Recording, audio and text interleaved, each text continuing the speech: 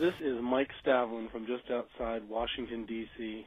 You are listening to the most brilliant, contrarian autodidact on the air today, Doug Pagitt, on religious radio that is not quite right, but that's usually right on.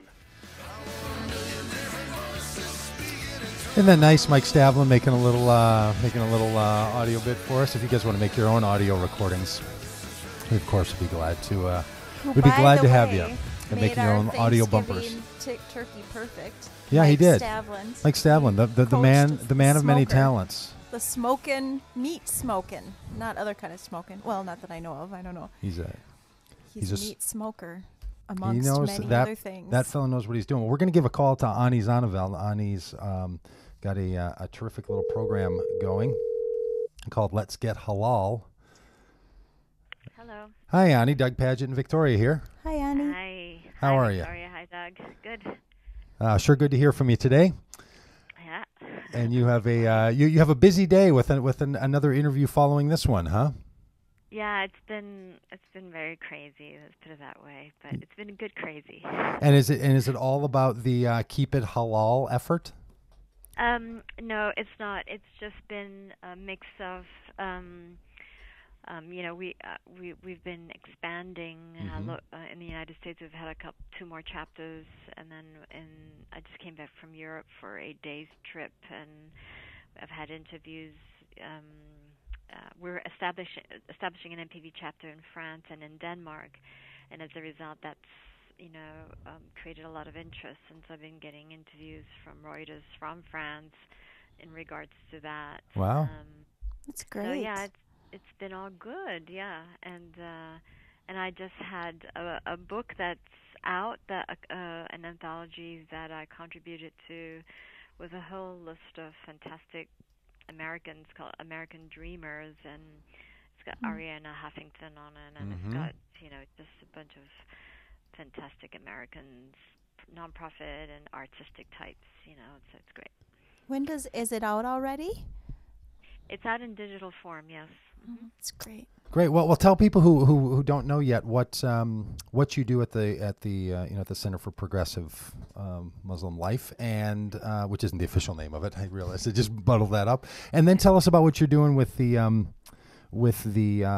Global Reach Project and the Keep It Halal official trailer video. Okay. So my name is Ani Zonneveld, and I'm the co-founder and president for Muslims for Progressive Values. There we go. And basically, the project that we've just launched is called Keep It Halal. And halal is pure, acceptable. It's an Arabic word. It's kind of like kosher, I suppose, would be the closest equivalent to it. It's funny. We were Victoria and I were talking about, because I didn't know how that word was used. I only see that word in relationship to the restaurants and grocery stores around here, and I thought it was like a reference to food of some kind. Yeah. But it has a broader meaning than that. That has how it's been dumbed down to, but it's actually bigger than that. So, and anyway, so this project is really to challenge not just Muslims but non-Muslims. And when you see so much mayhem going on in the Muslim world, especially from myself and from my partner on this project, Faris, we feel that we really need to address some of these core issues. And so let's take something that is really, really simple. Like in Pakistan, a few months ago, you had a 15-year-old girl that was shot in the head, and all she was doing really was to defend her right to go to school for girls. And this is not just indicative of Pakistan. This is also a huge issue in Afghanistan, right? With girls' schools being burned down. We take just that one example. When we have in the Quran where education is so emphasized, and including education of girls, right? That's in the Quran. And then you have the reality on the ground where you have these so-called religious Muslims that are shooting and killing and throwing acid at girls' faces for going to school. There is a real fundamental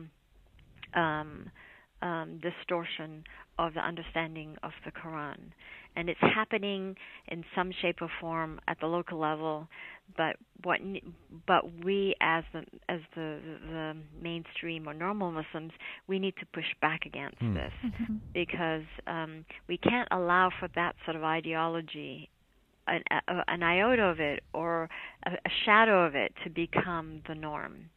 And this issue about putting girls and therefore women in their spaces is not just a Taliban issue. It is an issue in Saudi Arabia. It's an issue in so many Muslim countries, to varying degrees, right?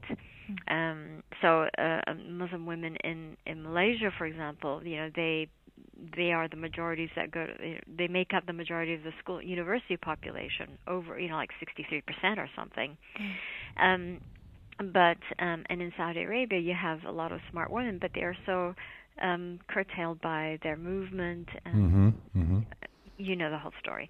So there is, so to varying degrees, this curtailing of women's rights that needs to be completely eradicated from the consciousness. Now, in Malaysia, girls may go to university and become business owners and even be in top government positions, but there are other sort of gender issues, when it comes to marriage and women's rights in the family role under Sharia law.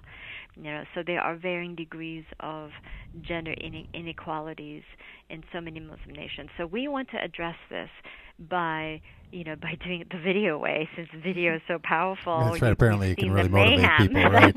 Yeah, right. Right. So you started your own little movie trailer campaign. Exactly. Pretty smart. So what we hope to do is, with each episode, which is 2 to 5 minutes long, and the trailer kind of exemplifies the style, and it gives hints at some of the subject matters that we are going to address in that trailer. And so each 2 to 5 minute webisode segment is going to address one subject matter. And so on girls going to school, their rights to go to school, on female genital mutilation, on homophobia, on the compilation of the Quran. We have 24 subject titles that we've shortlisted, and which we hope to get produced over a 4-year period. Well, and Ani, I know we've talked about this before, but I know for a lot of people, they get confused because they don't know how to separate the kind of Sharia law approach and Islam, and they just think it's the same thing. And maybe that's true for Muslims in some parts of the world as well, that they've sort of combined those two issues together, right? Where there's kind of Sharia and Islamic expectation, or halal, right? Like the proper way to be. Is that what you're talking about in these videos, and what you want to do is to try to point out that one could be a Muslim truth, without following, because for most people, Islam, like any religion that they're not a part of, is just confusing. Christianity is confusing for non-Christians, and Judaism is confusing for non-Jews, and Hinduism for non-Hindus. So do you find that for many people, they really do feel like or assume that Sharia law and Islam, because I hear people say things like, well, if someone was a true Muslim, they would follow Sharia law. And there are some Muslims who don't, but that's because they're just not very observant, right? Like they kind of think that Sharia law is like the more dedicated version, but that's not really the case, is it? Yeah, no, it's not. And in our trailer, we actually address that very crudely. And, if anything, now the only way really to get through to people is to be crude. And we have done exactly that by putting the word Sharia law on a pedestal, and Muslim, primarily men, praying, worshiping it like that is the law, God's law, right? And so we're sort of in a way sort of close borderline to making a mockery of it, and how that has been completely distorted through the centuries to suit the powers that be. In fact, can I play the audio bit of that? Of that part of the trailer, which I think is really great. So here's the trailer for those who haven't seen it. It's animated, but it's animated like in live fashion, so like in fast motion, showing and sketch artists sketching out these little animations that are over I guess about a 4-minute video or so, kind of tell this story. And this is about halfway through where the narrator is the narrator you. Is it your voice? It just it sort of sounded like you. Are you singing on it though? Are you one of the musicians on the video? Yeah. I did the Allahu Akbar part, and I did some of the music. Yeah. Well, because you are my favorite Muslim singer, so. Oh, thank you. So I always notice. So anyway, and this is where in the videos you say kind of crudely but very pointedly, like say things about Sharia law in a really pointed way. And you even have a disclaimer at the beginning of the video where you write, our intention is not to change the Quran's message, but to invite you to think critically of how its interpretation has shaped Islam today. And so you're sort of suggesting that there's the Quran and then there's the interpretation of the Quran. And it seems to me that you're saying that Sharia law is a particular interpretation. So anyway, I'll stop talking and play this little audio piece so people can hear. Sharia law condemns any who disobeys God's law. Resistance is punishable. Takbir! Sharia law did not exist during the time of Prophet Muhammad, or for 150 years after he died. Sharia law is 100% man-made. Rulers use Sharia law to justify their actions and to gain power. Islam is being hijacked by the few. The 1% does not represent the 99%.